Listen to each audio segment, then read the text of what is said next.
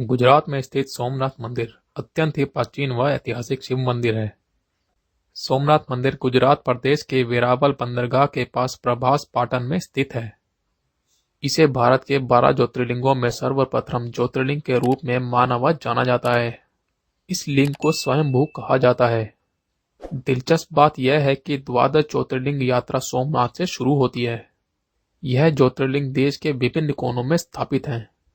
माना जाता है कि समुद्र तट पर स्थित सोमनाथ मंदिर 4 चरणों में भगवान सोम ने स्वर्ण, रवि ने चांदी, भगवान कृष्ण ने चंदन और राजा भीमदेव ने पत्थरों से बनवाया था। चंद्रदेव का एक नाम सोम भी था।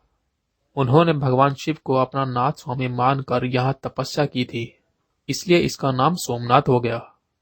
इस विशाल मंदिर का क्षेत्रफल 10 किलोमीटर है। इस बड़े क्षेत्रफल में लगभग 42 मंदिर हैं, जिनमें पार्वती, लक्ष्मी, गंगा, सरस्वती और नंदी की मूर्तियां स्थापित हैं। शिवलिंग से ऊपर अहिल्याश्वर की बहुत सुंदर प्रतिमा अवस्थित है। मंदिर प्रांगण में गणेश जी की खूबसूरत भव्य प्रतिमा स्थापित है। उत्तर द्वार के बाहर अघोर लिंग की मूर्ति है। यहाँ महाकाली और रानी अहिल्याबाई की बेहद सुंदर और विशाल मंदिर स्थापित है। सोमनाथ मंदिर 3 प्रमुख भागों गर्भगृह, सभा मंडप, नृत्य मंडप में विभाजित है। इस मंदिर के शिखर की ऊंचाई 150 फीट है। शिखर पर अवस्थित कलश का वजन 10 टन है। इसकी ध्वजा 27 फुट ऊंची है। इसके अलावा गौरीकुंड नामक विशाल सरोवर भी भक्तों को मंत्रमुग्ध कर देता है। पहले यह क्षेत्र प्रभास क्षेत्र के नाम से जाना जाता था। यहीं भगवान कृष्ण ने जरा नामक व्याध के बाण से विमित बनकर अपनी लीला का संवरण किया था। यहाँ के ज्योतिर्लिंग की कथा का पुराणों में इस प्रकार वर्णन है। स्कंद पुराण के प्रभास खंड में सोमनाथ ज्योतिर्लिंग की कथा बताई गई है, जो कुछ इस प्रकार है। दक्ष प्रजापति की 27 कन्या थी। उन सभी का विवाह चंद्रदेव के साथ हुआ था, किंतु चंद्रमा का समस्त अनुराग व प्रेम उनमें से केवल रोहिणी के प्रति ही रहता था। उनके इस कृत्य से दक्ष प्रजापति की अन्य कन्याएं बहुत अप्रसन्न रहती थी। उन्होंने अपनी यह व्यथा कथा अपने पिता को सुनाई।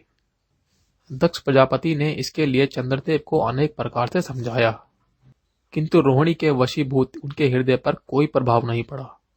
अंततः दक्ष ने क्रोधित होकर चंद्रमा को क्षयग्रस्त होने का श्राप दे दिया। इस शाप के कारण चंद्रदेव तत्काल क्षयग्रस्त हो गए। उनके क्षयग्रस्त होते ही पृथ्वी पर सुधा शीतलता वर्णन का सारा कार्य रुक गया। चारों ओर त्राही त्राही मच गई। चंद्रमा भी बहुत दुखी और चिंतित थे। उनकी प्रार्थना सुनकर इंद्रादि देव तथा वशिष्ठ आदि ऋषिगण उनके उद्धार के लिए पितामह ब्रह्मा जी के पास गए। सारी बातें सुनकर ब्रह्मा जी ने कहा, चंद्रमा अपने शाप विमोचन के लिए अन्य देवों के साथ पवित्र प्रभास क्षेत्र में जाकर मृत्युंजय भगवान शिव की आराधना करें। उनकी कृपा से अवश्य ही इनका शाप नष्ट हो जाएगा और ये रोग मुक्त हो जाएंगे।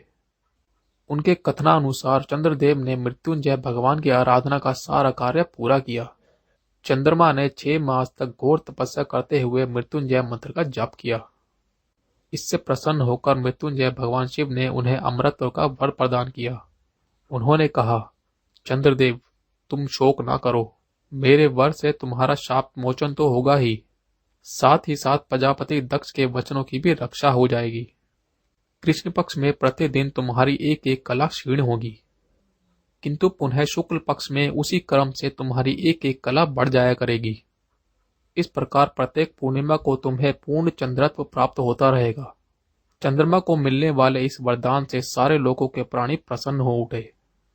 सुधाकर चंद्रदेव पुनः 10 दिशाओं में सुधा वर्णन का कार्य पूर्ववत करने लगे। शाप मुक्त होकर चंद्रदेव ने अन्य देवताओं के साथ मिलकर मृत्युंजय भगवान से प्रार्थना की कि आप माता पार्वती जी के साथ सदा के लिए प्राणों के उद्धारार्थ यहाँ निवास करें। देवताओं ने उस स्थान पर सोमेश्वर कुंड की स्थापना की।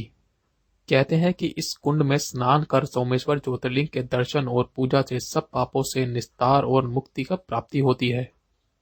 सोमेश्वर से सोम अर्थात चंद्रमा, इसलिए यह ज्योतिर्लिंग सोमनाथ के नाम से प्रसिद्ध हुआ। सोमनाथ मंदिर के कुछ अनसुलझे रहस्य जो विज्ञान से परे हैं, उनके बारे में हम आपको अगली वीडियो में बताएंगे।